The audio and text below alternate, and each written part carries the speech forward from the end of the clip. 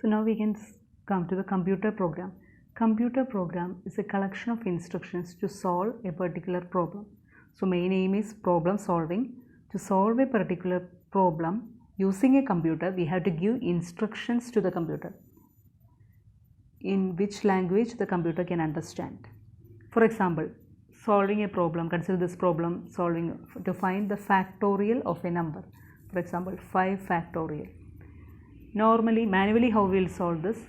5 into 4 into 3 into 2 into 1. Like this we will solve this problem manually. In order to solve this using a computer, we have to give instructions to the computer, write instructions in the form of a program. So writing a program in a particular language, there are different computer languages. Using one of them we will write the program to find the factorial of a number, and we will save this program in the computer and run this program. Then the computer can solve the problem and get the answer. So that is about programming. So programs are mainly instructions given to the computer. Coming to different types of programming languages. So in this first one is machine language. Machine language means this is a language that machine can directly understand. For example, it consists of only zeros and ones. It's a combination of zeros and ones. So 0 means it's a low voltage and 1 means it's a high voltage. So actually computer is an electrical machine. So machine can have only voltage levels. So using this is the direct language of the machine. So using 0 is a low voltage and 1 is a high voltage. But writing programs or instructions using the zeros and ones, it is error prone, and for human beings writing it will in this way it is difficult. So we have gone for other types of languages, that is assembly language. Assembly language means instead of zeros and ones we can write English like words we can use. For example, for addition, add, moving one variable to another we can use move. Some words we can use to write the program, like some shorthand notations. But the computer cannot directly understand this because it is English language, English words. So again this English words has to be converted into zeros and ones. That will internally happen using a software called assembler. So what an assembler does is converting or translating assembly language into machine language so that the machine or the computer can understand. For example, if we don't know one language, then the person who speaks, one person is speaking a language which we don't know, so a translator is required to convert it to our language. Like that, assembly language is an English like words which the computer cannot understand, so it has to be translated to the machine language using a translator called assembler. Now coming to the high level language, mainly now all of us are using high level languages. High level language means will be English language, similar to English language. English like sentences we will use. Single statements accomplish substantial tasks. For example, to print some on the monitor, in our C++ we will use cout. Then if you want to print hello world, we will use that hello world, that thing we will use. So it is like a sentence kind of thing, English like sentences. So this is high level language. So in high level language, again for the programmer it is easy to write, but the machine cannot understand it directly. So this also has to be converted into the machine readable form, zeros and ones. That is done by either compilers or interpreters. These two softwares are used for conversion. Compilers means at a time it will convert to machine language. Complete program at a time it will convert to the machine language. Interpreters, it will go for line by line conversion. So high level language examples are C, C++, Java. These are examples of high level language. So here in this subject we will learn the C++ language. So now we can come to the algorithm. Now we can come to the algorithm. Algorithm is a step-by-step procedure to solve a problem.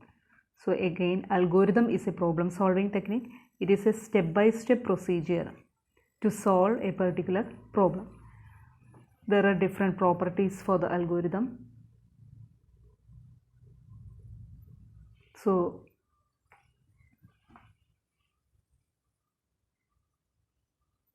first property is it is well ordered, unambiguous. Second one is unambiguous, then effectively computable. These are the different properties of the algorithm. Then methods of developing an algorithm.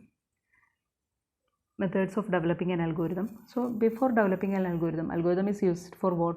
Problem solving. So it should define the problem. One example we can consider to find the factorial of a number.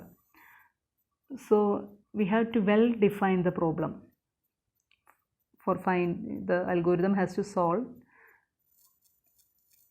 or to find the factorial of a number. So that is we have defined the problem.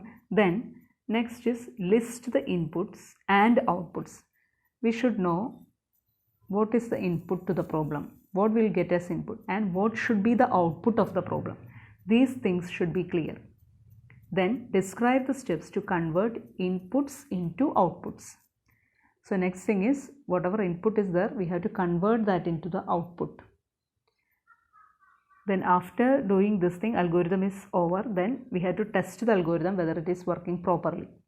So these are the methods of the algorithm. If we see to find the factorial of a number, so we have defined the problem, then list the inputs and outputs. Input to the problem is a number, any integer number, and then output should be the factorial. For example, 5 factorial means 120 will be the output. Then next is steps to convert this number into number 5 into the output 120. So what all steps should be is required for this conversion, that we have to write it as steps. So now we can see some examples of writing algorithm. So algorithm, before learning programs, first we will learn the algorithm and see the flowchart, because there is the basic things before learning the program. So algorithm, flowchart, and also program, these are techniques for problem solving or computational techniques. So then now we can see one example. Write an algorithm to add two numbers. So we have defined the problem. Then for every algorithm, flowchart or program, we should know what is the input and what should be the output, and how we can reach from the input to the output. So here we are adding two numbers, means the inputs are two numbers, A and B. Some names we can give, A and B. Then we have to do the operation addition. Then we have to get the output as that addition. The sum is our output. So here algorithm we have to write step by step. So first step should in every algorithm should be start, and the last step should be stop. After that, input two numbers. So here input two numbers A and B, then summation we have to C equal to A plus B. Then in step 4 print C. So this is the output. Then after that stop. So input, then operation, then output, then stop. So this is a algorithm for adding two numbers. Then another algorithm, write an algorithm to find out whether a given number is odd or even. So here the input is a number, and we have to what is the output? The output has two options. Either one is the number is odd, one is number is even. So how we will find whether a number is odd or even? For finding that, we have to divide that number by 2. Then check the remainder. If the remainder is 0, the number is even. If the remainder is not equal to 0, the number is an odd number. So now we can come to the algorithm. So you have to write the start, then input the number. So our input is a number n. Then if the remainder means this, for finding the remainder, n divided by 2, this mod operation we have to use. We can write it this way also, percentage symbol also you can use, n mod 2. This will give the remainder of n divided by 2. So this remainder we will calculate, and this remainder, if this equal to 0, then print. We can use print statement, the word print, for the output. Output is displayed in the monitor, so we can use the word print. Print number is even, else if the remainder is not equal to 0, then print number is odd, then stop. So this is the algorithm to find out whether a given number is odd or even. Now we can see some other examples. So before that, we can see what is a flow chart. Flow chart, it is same as algorithm, but the flow chart is a graphical tool or some pictorial representation that defines the steps and structure of an algorithm. Instead of writing algorithm, we will use symbols to represent the algorithm. So we can see the different symbols. Each symbol has its own purpose. So first is this oval symbol. It is known as terminal symbol. For start and end, we will use this one for start and stop. The next is rectangle symbol. It is used for calculations, internal operations or processes, calculations it will use. The next is parallelogram. It is used for input and output. The next one is diamond symbol. It is used for decision making. Decision making means more than one option is there, means we have to make a decision. So for that, diamond symbol is used. Then small circle, that is used as a connector. That means after drawing the flowchart, if we are going to another page, means that connection, that continuation we can show by using this small circle. Then we will be using this flow lines from connecting from one symbol to another symbol. Now we can see one example of the flowchart. Draw a flowchart to add two numbers. So here we will write the same steps of the algorithm in the flowchart. Algorithm for adding two numbers we have seen. Same steps, just we will put inside the symbol. So first is start. For start we will use the oval symbol and then input two numbers A and B. For that one we will use the parallelogram symbol, and then C equal to A plus B, that is a calculation, so we will have to use the rectangle symbol. Then for output,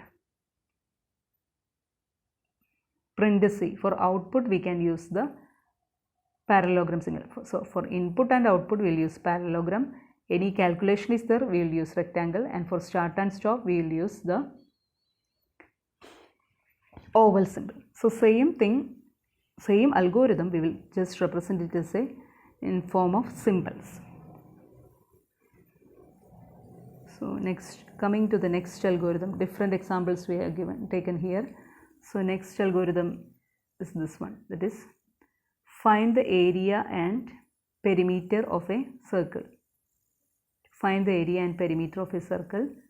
So here first step is start, then so for every algorithm or every program, again we have to remember,